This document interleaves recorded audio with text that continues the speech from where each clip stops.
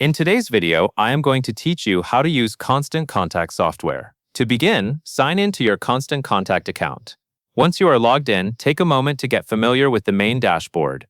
This is where you will manage your contacts, create campaigns, and review your email content before sending it out. Starting from the dashboard helps you keep the whole process organized from the beginning. Next, go to the Contacts tab.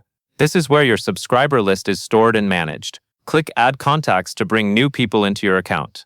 You can upload your list using a file if you already have contacts saved elsewhere, or you can enter them manually if you are adding just a few names at a time. Make sure your contact details are accurate and formatted correctly before moving on.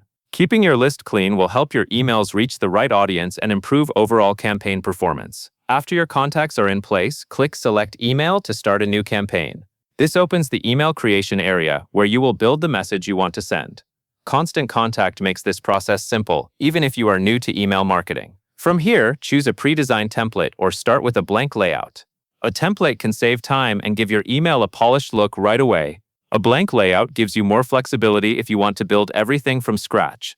Choose the option that best matches your goal and the style of your message.